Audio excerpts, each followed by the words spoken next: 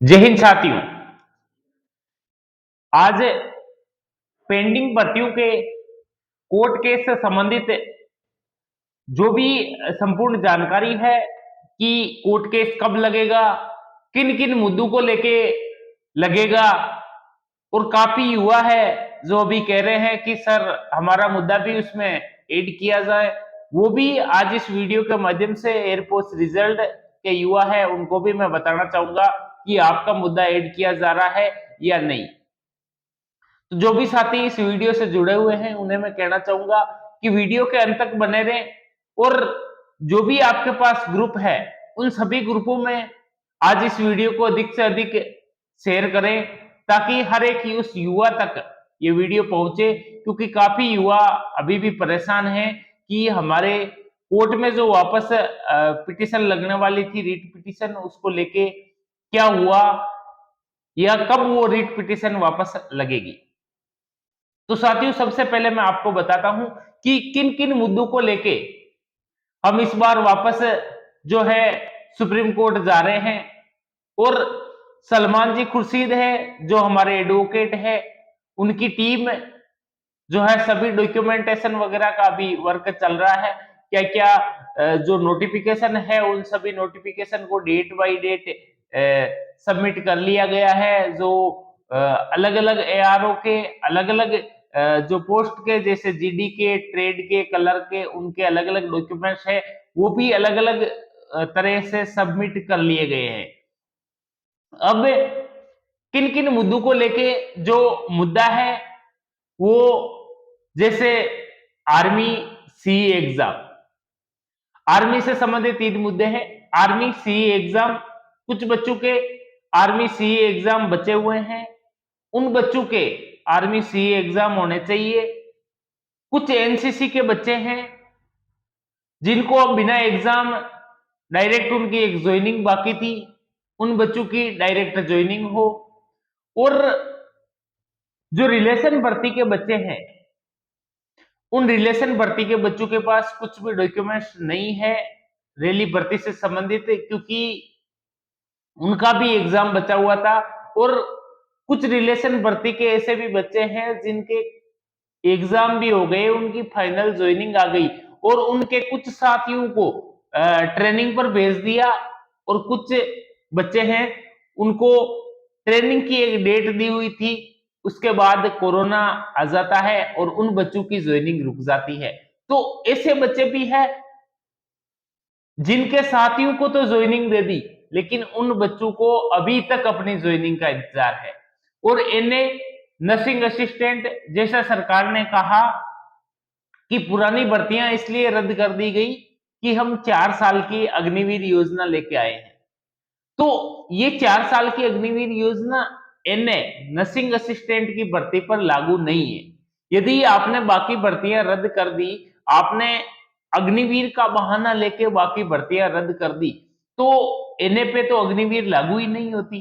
तो आपने अग्निवीर की जो एनए की भर्तियां हैं वो क्यों रद्द कर दी? उनको तो जो पहले थी परमानेंट कैटेगरी उसी में ही रखा गया है, तो उन भर्तियों को तो उसी सिरे से आप पूरा करते, उनको रद्द कर दी। तो काफी ऐसे सवाल है जिनसे हम कोशिश कर रहे हैं कि इस बार सरकार कटघरे में खड़ी होकर हमारी मांगे मान ले।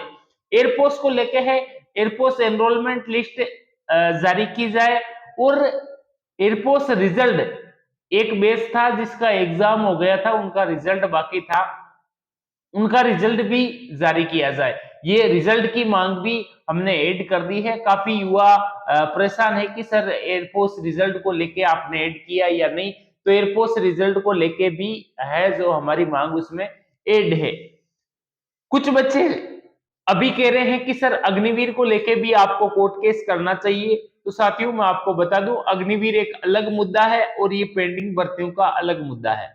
अग्निवीर को लेके भी हम लड़ रहे हैं, अग्निवीर भी वापस होनी चाहिए, या जो युवा अग्निवीर में चले गए वो युवा भी वापस अब परमानेंट होने चाहिए, क्योंकि जो एक परमानेंट भर्ती और एक अग्निवीर, उनको बराबर ही रिस्क है, उनका वर्कलोड बराबर है, सब कुछ एक समान है। फिर उसमें जो ये भेदभाव है, ये भेदभाव नहीं होना चाहिए। साथियों अब मैं आपको बताता हूं कि हमारे कोर्ट केस का क्या प्रोसेस चल रहा है, हमारा कोर्ट केस कब से क्या जो है सुप्रीम कोर्ट में पिटिशन लग जाएगी। तो साथियों, जो मैं आपको बताया, डॉक्यूमेंटली वर्क लगभग हमारा कंप्लीट हो चुका है। अभी भी बच्चे, अभिराज, उनकी टीम, अंकुश, मनीष, सभी जो बच्चे हैं अभी भी दिल्ली में टिके हुए हैं। वो लगातार उन वकीलों के संपर्क में हैं और उनसे आगे की प्रोसेस है वो लगातार पूरी करवाने की कोशिश में लगे हुए। जैसा कि पहले लग रहा था कि 12 तारीख को आचार संहिता लग जाएगी, लेकिन 12 तारीख को आचार संहिता लगी नहीं। अब ऐसा सुनने में आया है कि 16 तारीख तक या 17 तारीख तक आचार संहिता लग जाएगी। तो साथियों, मैं आपको पहले भी बताया था कि हम कोशिश कर रहे हैं कि हमारा केस आचार संहिता लगने के बाद हम कोर्ट में जाए, क्योंकि सरकार के दबाव में आके कोर्ट में ऐसा नहीं होता, कोर्ट किसी के दबाव में नहीं रहती, फिर भी हमें ऐसी आशंका है कि कोर्ट सरकार के दबाव में आके और हमारे जो केस है इस केस को रिजेक्ट ना कर दें। इसलिए हम चाह रहे हैं कि आचार संहिता लगने के बाद हम इस केस को कोर्ट में लेके जाए।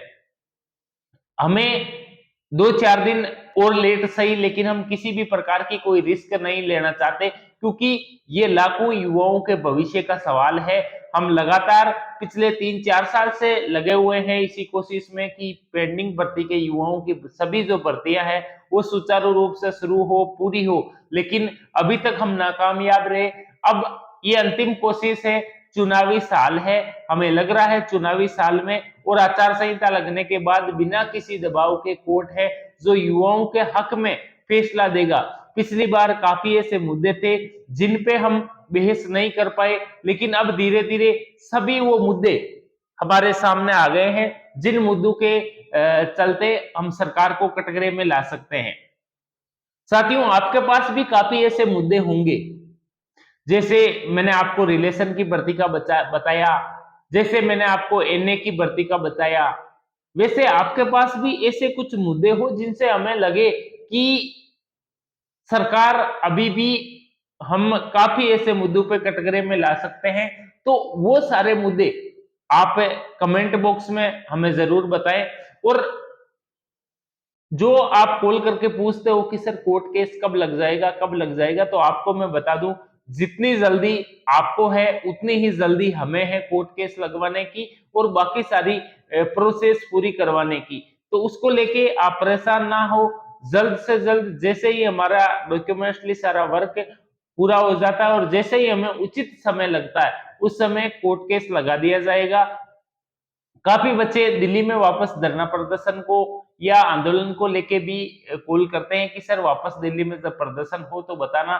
तो साथियों, अभी मैं बता दूं कि अभी फिलहाल ऐसा कोई भी रूपरेखा नहीं है आगामी 15-20 दिन तक कि हम कोई प्रदर्शन या ऐसा कुछ करने वाले हैं। और आचार संहिता लगने के बाद वैसे भी सरकार के खिलाफ वहां पर प्रदर्शन करने का कोई औचित्य नहीं रहता, लेकिन फिर भी जो भी हम कुछ चरणबद्ध तरीके से या कोई कैंपेन शुरू करेंगे जो चुनावी साल कैंपेन हमारे काम आए, या जिन्होंने युवाओं के साथ गलत किया उन्हें वापस सबक सिखाने के काम आए, उस कैंपेन से जरूर आपको अवगत कराएंगे। और जो भी साथी इस कैंपेन से जुड़ना चाहते हैं और सेना भर्ती से जुड़ी संपूर्ण अपडेट, सटीक जानकारी पाना चाहते हैं, उन साथियों से मैं कहूंगा कि अभी तक आप चैनल से नहीं जुड़े हैं तो चैनल को सब्सक्राइब जरूर करें और जितने भी आपके पास ग्रुप है उन ग्रुप में इस वीडियो को शेयर जरूर करें। जय हिंद, जय भारत।